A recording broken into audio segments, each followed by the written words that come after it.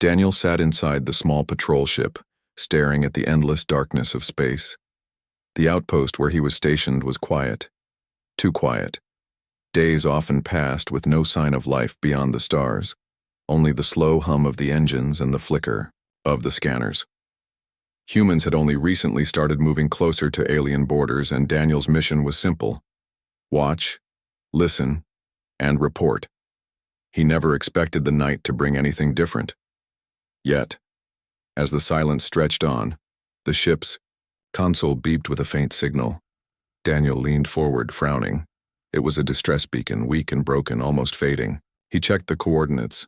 It was not far, but close enough to the dangerous border that most would think twice before approaching.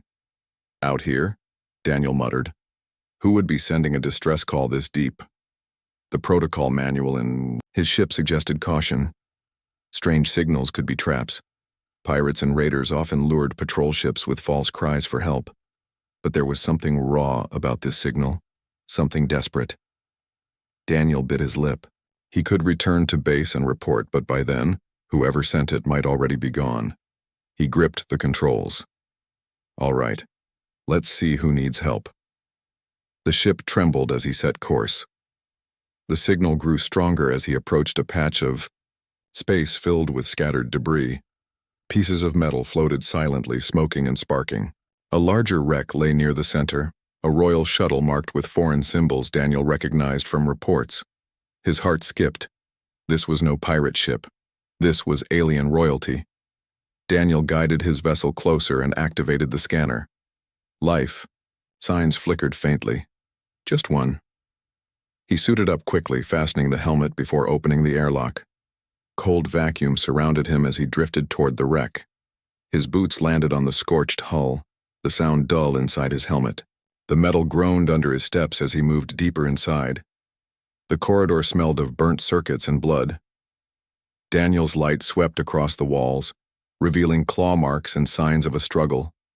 Then, in a corner near the ruined control chamber, he saw her. A figure lay on the ground, her breathing shallow.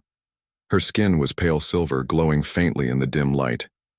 Her long hair spread like a veil around her, tangled with dust. Her clothes were torn, but they bore the markings of high rank, royal insignias that Daniel had seen in his briefing documents. This was no ordinary passenger. This was an alien princess. Daniel knelt beside her, his scanner buzzing with warnings. Her pulse was fading, her blood pressure dangerously low. The device tried to match her blood type with its medical database, but the results came back strange. Then the display flashed a message that froze him in place. Compatible donor detected. Human blood type O. Daniel blinked at the message, stunned. What? That's impossible. The device repeated the result. She could survive only if someone gave her blood. Without it, she would be gone in less than an hour. Daniel looked down at her still face. She was breathing weakly, eyes closed, lips trembling. A strange sense of responsibility pressed on him. He was alone here. There was no one else, no command, no backup, no waiting for orders. Just him. His training had never prepared him for this. Humans were told to keep their distance from alien royalty. Interaction was risky. Cultures were different. Mistakes could start wars. But here she was, dying in front of him, and his body held the key to her survival. He swallowed hard. All right, you need me, and I can't just walk away. Daniel carried her carefully to his ship, her weight light but fragile. He laid her on the medical bed and connected the scanner again. The machine confirmed his blood was a match. The process was dangerous. Alien systems might reject human blood, but not trying was the same as killing her. Daniel inserted the needle into his arm, watching the red flow through the tube toward the transfusion chamber. His heart pounded, both from nerves and from the blood loss. The machine processed the liquid quickly, adjusting it before transferring it into her veins. Minutes stretched into hours. Daniel's body grew weaker with every drop, his skin paling. Sweat ran down his forehead as he leaned against the wall, watching the princess. Her breathing steadied slowly, each inhale deeper than the last. The faint glow of her skin returned, stronger than before. At last, her eyelids fluttered open. Her eyes were bright, almost like stars shining with soft light. They moved slowly, unfocused at first, then landed on him. For a long moment, she stared silently. Daniel tried to speak, but his throat was dry. Finally, she whispered a word, her voice weak but clear. "Why?" Daniel managed a tired smile. "Because you needed me." She closed her eyes again, but her breathing was calm now. Her body no longer trembled. She would live. Daniel slumped back in his chair, exhaustion flooding him. His vision blurred as the transfusion completed. He pulled the needle from his arm, pressing the bandage against the wound. He felt dizzy, but relief washed over him. He had done it. Against every rule, every fear, he had given part of himself to save a life that was never supposed to touch his. The console beeped softly, recording her stable condition. Daniel stared at the ceiling of his ship, whispering to himself, "What have I just done?" But deep inside, he knew the answer. He had done the only thing he could. He had chosen life over caution, humanity over silence. And now, whether he wanted it or not, his fate was bound to hers. Daniel woke slowly, his body heavy and his head spinning. He was lying on the medical chair inside his ship. The bandage on his arm was damp, proof of the blood he had given the night before. His first thought was the alien princess. He sat up, quickly ignoring the ache in his muscles, and looked across the room. She was still there, resting on the medical bed, but now her chest rose and fell evenly. Her color no longer pale but steady and soft. The glow of her skin seemed brighter, almost like a gentle light. Relief filled Daniel's chest. She was alive. Daniel stood and walked closer. Her eyes opened, slow but alert this time. For a moment she stared at him as if trying to place him in her memory. "You are human," she said quietly. Her voice was calm, though weak. Daniel nodded. "Yeah. Name's Daniel. You were dying. I gave you my blood." She frowned slightly as if confused. "You gave your life force." Daniel gave a small laugh. "Not all of it, just enough to keep you breathing." He held up his bandaged arm. "Turns out, my blood works for you." Her silver eyes widened. She stared at him with a mix of wonder and disbelief. "That should not be possible. Our kinds are different." "I guess we're not so different after all," Daniel said with a shrug. The princess slowly sat up, though she still looked weak. She studied him with quiet intensity, as if she could not understand why a stranger, a human, would do something like this. "Why would you risk yourself for me?" she asked again, her voice softer this time. Daniel hesitated. He could have said it was duty or that he had no choice, but the truth was simpler. "Because you needed me, and I was the only one here." Her lips curved slightly, the faintest trace of a smile. "You are strange, human." Daniel chuckled. "I've been called worse." He offered her a small container of water. She accepted it carefully, her hand brushing his fingers.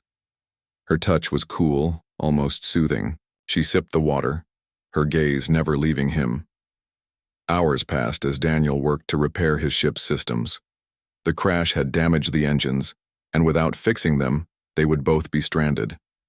The princess watched him, asking questions about his tools, about Earth, about why humans would travel so far from their home. Daniel answered simply, sometimes joking, sometimes thoughtful. He explained that humans were explorers, always looking beyond the horizon. She listened with quiet fascination, her eyes shining as he spoke about oceans, forests, and cities filled with light. In return, she told him little about herself. Her name, she finally revealed, was Arinya.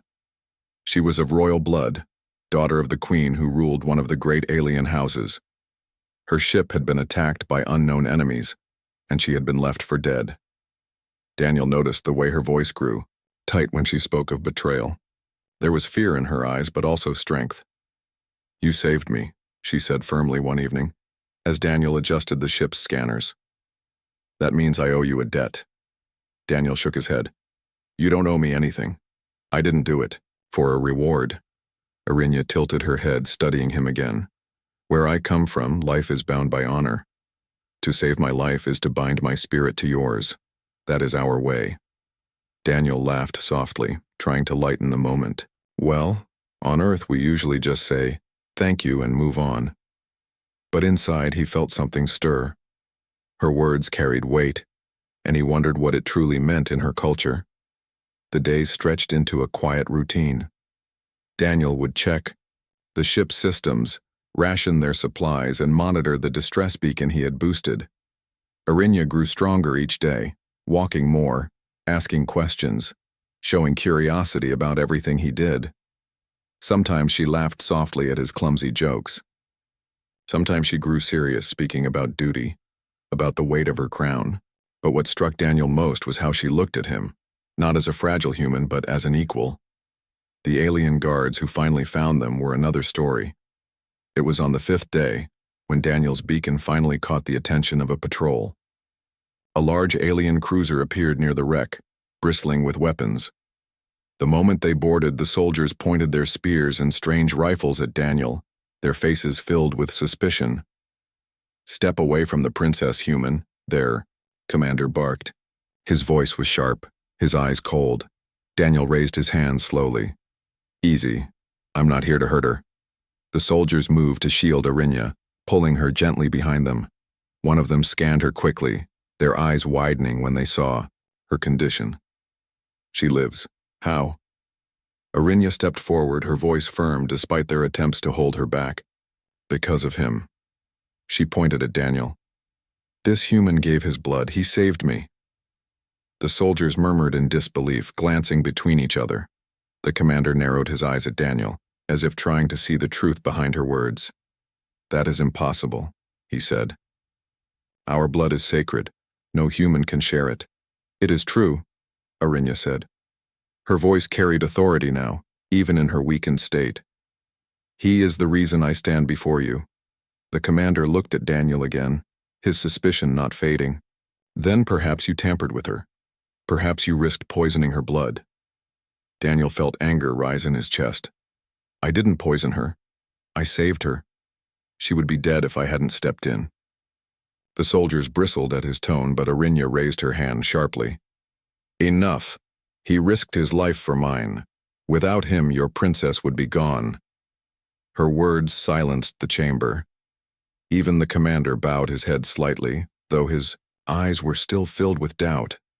Daniel could feel the weight of their stares, a mix of respect and suspicion. He knew he was an outsider here, a fragile human standing among warriors of another world. But he also knew that no matter what they thought, Arinya trusted him, and that trust was stronger than their suspicion. When the cruiser carried them back to the royal fleet, Daniel found himself isolated. The alien soldiers kept their distance, whispering among themselves. Some looked at him with cautious respect, others with cold distrust. To them, he was an anomaly, a human who had bled for their princess. Arinya, however, visited him often. She ignored the disapproving glances of her guards, choosing instead to sit with him, to speak with him, to ask about his world. Daniel noticed the way she defended him, the way she insisted he be treated fairly. You risked everything, she told him one night as they looked out the window at the stars. Not even one of my own guards would have done what you did. Do you understand what that means? Daniel shook his head. I only did what anyone would do. Arinya's silver eyes softened. No, Daniel. Not anyone. Only you. Her words hung in the air, heavier than the silence between them. Daniel looked at her, and for the first time, he felt that this bond, born of blood, of sacrifice, was something neither of them could deny. And somewhere, far beyond the walls of the ship, the Queen herself was already on her way. The royal fleet moved like a wall of steel and light across the stars. From the window of the chamber where Daniel was kept, he could see enormous ships arranged in perfect formation. Their glowing hulls bore the crest of the Queen, a golden crown carved into a star. Even from a distance, Daniel could feel the power of this fleet. Humanity had ships, but nothing compared to this. Inside the cruiser, the atmosphere was heavy, Guards stood at every corner, silent and watchful. They barely spoke to Daniel except when giving short commands. He had food, water, and a small room, but it was clear he was not trusted. To them, he was a curiosity, maybe even a danger. Arinya, however, did not stay away. She came to see him often, ignoring the uneasy looks of her guards. Sometimes she would sit in silence, sometimes she would ask him questions about Earth, and sometimes she would simply thank him again for saving her life. "Daniel," she said one evening, her voice quiet as they watched the stars pass by. "My mother will want to see you." Daniel looked at her sharply. "Your mother? The Queen?" "Yes." Arinya's tone was calm, but there was weight behind her words. "She will want answers. She will want to know why you risked yourself for me. She may not believe what I already told her." Daniel leaned back against the wall, letting out a slow breath. "And if she doesn't believe me?" Arinya's silver eyes held his. "Then you must stand firm. My mother respects strength of spirit, even in those who appear weak. Do not bow in fear. Speak the truth." Daniel nodded slowly. He had no idea how a queen of another world would see him, a lone human with no army, no title, no rank. But he knew one thing. He had nothing to hide. The next day, the cruiser docked with the flagship. Daniel was escorted by a squad of guards through long golden halls carved with alien symbols. The air smelled faintly of incense, and strange music echoed softly in the distance. Everywhere he looked, alien nobles and officials turned their eyes on him. Their whispers followed him like shadows. "That is the human? He gave blood to her? Impossible. Dangerous." Daniel walked with his chin high, though his heart pounded in his chest. He knew if he showed fear, the whispers would grow louder. Finally, the guards led him into a grand chamber. At the far end sat the Queen herself, high on a throne of silver and crystal. She was taller than most of her guards, her presence commanding. Her crown shimmered like starlight, and her robes flowed around her like waves. Her eyes were sharp, colder than Arinya's, filled with the weight of centuries of rule. Arinya stood to one side, still weak, but steady on her feet. When she saw Daniel, her lips curved into the smallest encouraging smile. "Bring the human forward," the Queen commanded. Her voice was deep, carrying through the chamber like thunder. The guards pushed Daniel gently, and he stepped forward until he stood at the base of the throne. He felt every eye in the room on him. The Queen studied him silently for a long moment, then she spoke. "You are Daniel, a human, a wanderer from a young race, and yet my daughter breathes because of you. Is that true?" "Yes," Daniel said firmly. His voice echoed, but he forced himself not to waver. "She was dying. My blood saved her." The Queen's eyes narrowed, slightly. "Why?" Daniel blinked. "Why? Why would you risk your life for her?" the Queen demanded, leaning forward slightly. "You are not of our people. You owe us nothing. Why give what is most precious to save someone you do not know?" The chamber grew silent. Daniel felt the weight of her question pressing down on him. He looked at the Queen, then at Arinya, who watched him with hope in her eyes. Finally, he spoke. "Because she needed me, and I was the only one there. I couldn't just watch her die." Murmurs rippled through the court. Some shook their heads. Others whispered about his foolishness. The Queen's expression, however, did not change. "You gave her your life force without thought of what it might cost," the Queen said slowly. "Some would call that bravery. Others would call it madness." Daniel met her gaze. "Maybe it was both, but I don't regret it." The Queen's eyes sharpened, but Daniel did not look away. The silence stretched until Arinya spoke, her voice clear. "Mother, without him I would not stand here. He gave part of himself so that I could live. Judge him if you must, but know that his actions saved your daughter." The Queen turned her head slightly to Arinya, then back to Daniel. For the first time her expression softened, just a fraction. "You speak simply, human. You do not cover your words with titles or excuses. That is unusual. Daniel gave a small shrug. I don't know your customs. All I know is she's alive. That's enough for me. The queen leaned back in her throne, her eyes still locked on him. Perhaps you are not as weak as you look. Over the next hours, Daniel was kept in the palace, questioned by nobles and scholars. Some treated him like a hero, others like a dangerous curiosity. They asked about his blood, his decision, his world. Daniel answered with patience, though the constant attention wore on him. Through it all, Arinya stayed near him. She spoke in his defense when others doubted him, and she repeated the story of how he had carried her from the wreck. Daniel could feel the bond between them growing stronger, though neither of them spoke of it openly. But the queen was not finished testing him. On the third day, she summoned him again. This time the chamber was filled not only with nobles but with soldiers, their armor shining in the torchlight. Daniel stood alone in the center, the weight of their eyes pressing on him. The queen spoke. You claim to be brave. You claim to act without thought of reward. Then show me. When danger strikes, will you still stand?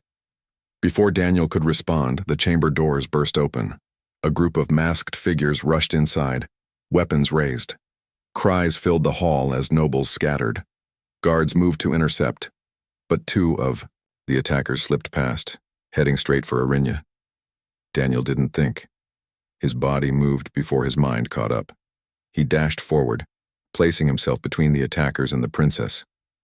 His heart thundered, his arm still weak from the transfusion, but he raised the only weapon he could grab, a ceremonial staff from the wall. The attackers lunged. Daniel blocked the first strike clumsily, the impact rattling his bones. He stumbled, but did not fall. The second attacker came fast, blade flashing. Daniel swung wildly, knocking the weapon aside just enough to stop it from reaching Arinya. Guards surged forward, tackling the attackers.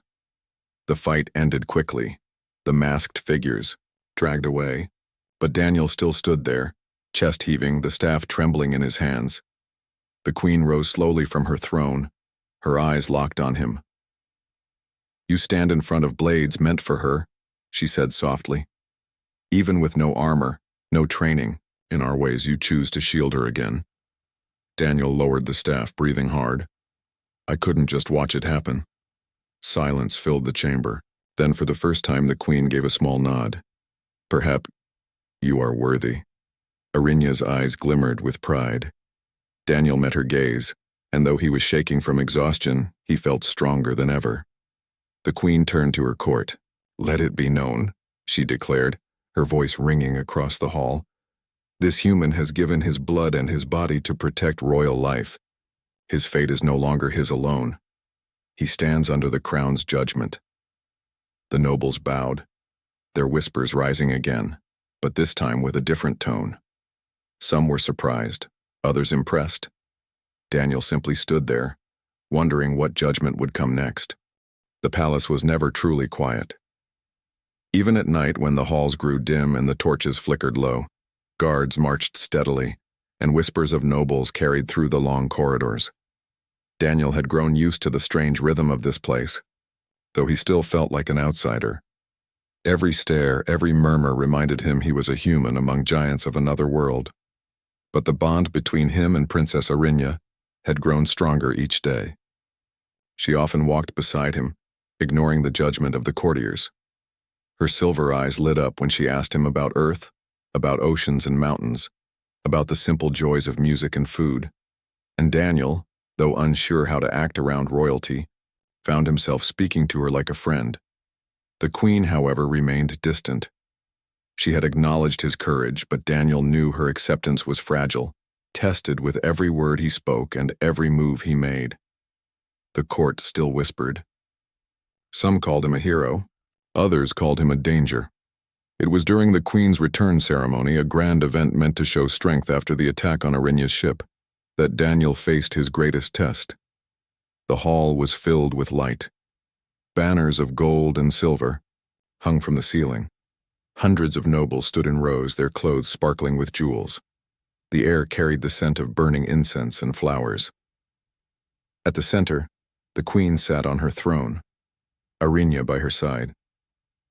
Daniel stood further back, near the line of guards, unsure why he had been allowed to witness such a sacred event. The queen raised her hand and the hall fell silent. Her voice carried through the chamber. "Let all see that the crown still stands strong. Our enemies strike from the shadows, but we endure." Applause and cheers filled the hall. But in the midst of the noise, Daniel's instincts prickled. He noticed a figure at the edge of the crowd moving strangely, cloaked too heavily for the warmth of the hall. Daniel frowned, watching closely. Then it happened. The figure threw off the cloak, revealing a weapon. Another did the same. And then, another. Within seconds, chaos broke loose as masked assassins rushed forward, their blades flashing in the light. Screams echoed through the chamber. Nobles stumbled back, guards drew their swords, and panic spread like fire. The assassins were fast, cutting down anyone in their path. Daniel's heart pounded. His eyes locked on Arinya. The assassins weren't here for the queen, they were heading for the princess. Without thinking, Daniel pushed past the guards and sprinted forward. His legs burned, his breath caught, but he didn't stop. "Arinya," he shouted. The princess turned just as the first assassin lunged at her. Daniel slammed into the attacker, the impact sending them both crashing to the floor. The blade scraped past Daniel's side, tearing his jacket but missing his body. He scrambled to his feet, grabbing the assassin's wrist and twisting until the weapon clattered to the ground. But another attacker was already upon him, swinging a curved blade. Daniel had no armor, no training in their combat style, only raw instinct. He grabbed a fallen guard's shield and raised it just in time. The blade struck with a sharp clang, the force rattling his bones. The assassin snarled and struck again, each blow heavier than the last. Daniel staggered under the weight but refused to fall. His arms ached, his vision blurred from the strain, but he held the shield high, standing between Arinya and the storm of blades.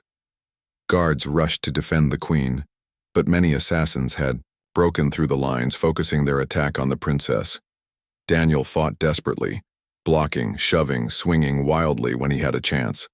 He was clumsy compared to trained warriors, but desperation gave him strength.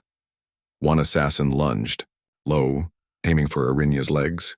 Daniel dropped the shield and tackled the attacker, both of them hitting the ground hard. Pain shot through his shoulder, but he didn't let go.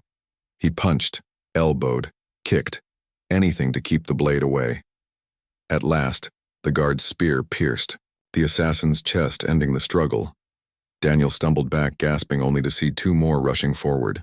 His body screamed in protest, but he lifted the shield again and planted his feet. Arinya's voice called out behind him, "Daniel!" He glanced back just long enough to see her holding a ceremonial staff from the throne.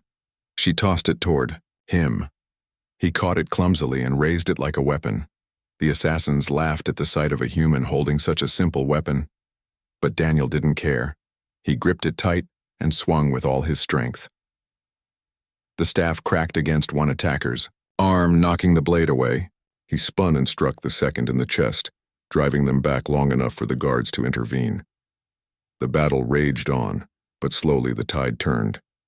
The queen's soldiers, rallied by her commanding voice, fought fiercely. The assassins, realizing their plan had failed, tried to retreat. Few made it out alive.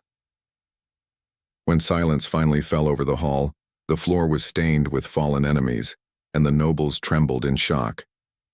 Daniel collapsed to his knees, the staff slipping from his hands. His chest rose and fell in ragged breaths, his arms shaking from exhaustion. His side throbbed where the blade had grazed him, but he was still alive. Arinya rushed to his side, kneeling beside him. Her hands trembled as she touched his arm. You stood against them again." Daniel gave a weak smile. "Didn't have much choice, did I?" Her silver eyes glistened, but before she could say more, the queen rose from her throne. Her gaze swept over the hall, then fixed on Daniel. "Silence," she commanded. The chamber obeyed. She descended the steps of the throne, her robe trailing behind her, and stood before Daniel. Her face was stern, unreadable. For a moment, the hall held its breath. Then she spoke, her voice carrying the weight of the stars. This human has given blood for the princess. Today he has given his strength. He stood when others fled. He shielded my daughter with his own body, though he is frail by our measure. This is not chance. This is not weakness. This is courage. The nobles bowed their heads, whispers filling the air. The queen's eyes locked on Daniel. From this moment, your place among us is sealed. You are no longer an outsider. You are claimed by the crown. Daniel blinked, too tired to understand at first. Claimed? What did that mean? He looked to Arinya, who stared back with wide eyes. The queen had not just spared him, she had bound him to her family. The hall erupted with murmurs, half in awe, half in shock. Some nobles looked outraged, others amazed. Daniel simply sat there, still catching his breath, realizing his life had changed forever. Arinya touched his hand gently, her voice a whisper only he could hear. You are not alone anymore. And for the first time since he had left Earth, Daniel believed it. The palace was quiet after the attack, but the silence was heavy, filled with unease. The assassins were gone, either captured or destroyed, yet their presence lingered in the minds of everyone. For days, the nobles whispered about the event, their voices carrying rumors across every corridor. Some said the queen's enemies had grown bold enough to strike inside her very hall. Others whispered about the human who had stood against them. Their words were mixed. Some spoke with awe, others with suspicion. But one thing was clear. Daniel was no longer invisible. His name was on every tongue. Daniel, however, felt little pride in the whispers. His body still ached from the fight and his side was bandaged where the blade had cut him. More than once he had thought he would fall, but he hadn't. He had stayed standing because Arinya had been behind him. Now, as he sat on a balcony overlooking the alien city below, he wondered what his place truly was. The city stretched wide, filled with towers that glowed with pale blue light. Bridges of crystal connected the buildings and ships drifted gracefully through the sky. It was beautiful, unlike anything on Earth, but Daniel still felt like a guest staring at a world that wasn't his. Your thoughts are heavy. Daniel turned to see Arinya stepping onto the balcony. She wore a long robe of silver, her hair flowing freely. Though she had recovered much of her strength, her face still carried the traces of worry. Daniel tried to smile. I was just thinking. Back home, I never imagined I'd end up here. Fighting assassins, standing in front of your queen, being talked about in whispers. I'm just a soldier, Arinya. Nothing more. Arinya tilted her head, her silver eyes soft. You are more than that now. You gave your blood for me. You fought for me when even my own guards failed. That is not nothing. Daniel looked away, uncomfortable under her steady gaze. I didn't do it for glory. I just couldn't let anything happen to you. Her lips curved into the faintest smile. And that is why you are different. The queen summoned Daniel to her private hall the next day. The chamber was smaller than the grand throne room, but it still carried an air of power.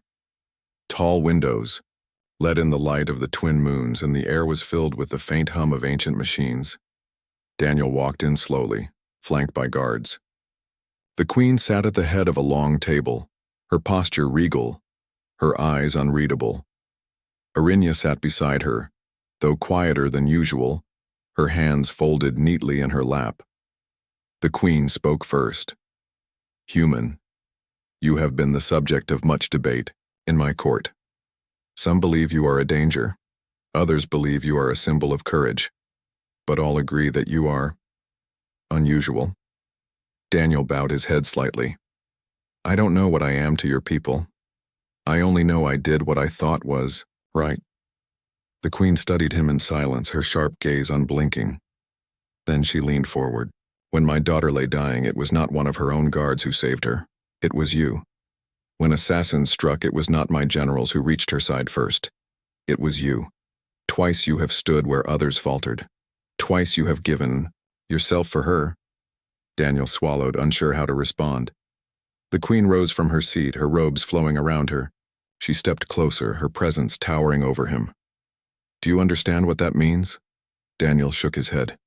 No, Your Majesty. I only did what anyone would have done. Her eyes narrowed. You are wrong. Not anyone. Many would have hesitated. Many would have thought of their own safety first. But you did not. She turned to the guards and nobles who had gathered along the walls. Her voice rose, strong and commanding. From this day forward, this human is not an outsider. He is not a stranger to our blood. He gave his life force for the princess. He gave his body to shield her from blades. He is bound to this crown as surely as if he were born to it. The hall filled with gasps and murmurs. The nobles looked shocked, some even outraged. A human, claimed by the queen herself? It was unthinkable. Yet none dared challenge her openly. Daniel stood frozen, the queen's words echoing in his mind. Claimed? Bound to the crown? What did that mean for him? Arinya's eyes met his, wide with surprise but also with something else, something close to relief. After the declaration, Daniel was given chambers within the royal palace. Guards no longer treated him as a prisoner, though their stares still carried unease. Servants bowed to him now, awkwardly, unsure of his rank but aware of his new status. Daniel struggled with it all. He had never wanted power, never wanted to be part of royal games. All he had wanted was to do the right thing, and now it had placed him at the center of an empire's attention. One night, as he sat by the window of his new chambers, Arinya visited him again. She stepped inside quietly, carrying a small lantern that cast soft light across the room. You look troubled, she said gently. Daniel sighed. I don't know what your mother means when she says I'm claimed by the crown.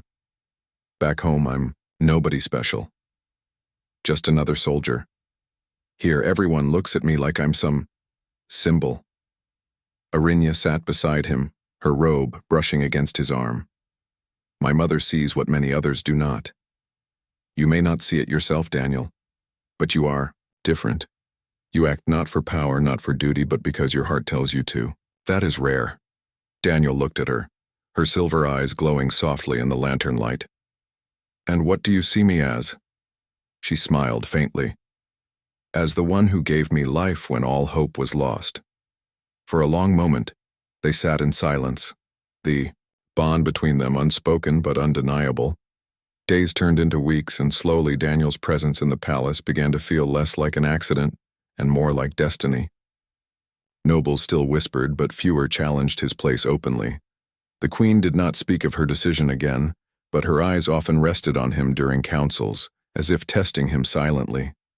Daniel, for his part, remained himself. He trained with the guards, shared stories with Arinya, and walked through the palace gardens at night, reminding himself he was still human, still grounded. But deep inside he felt the truth. His life was no longer just his own. One evening, the queen called him to the great hall once more.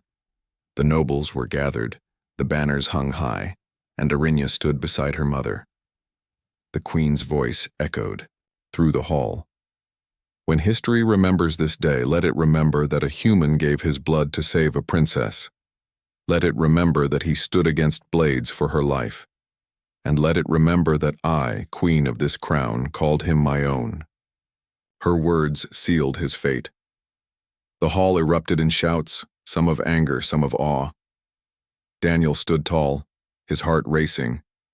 He hadn't asked for this, but it had come to him all the same. Arinya stepped forward, her gaze meeting his. And in that moment, Daniel understood. He wasn't just a guest in their world anymore. He was part of it. The bond of blood and courage had written his place in their history, and though he still longed for Earth, he knew he would never again walk alone.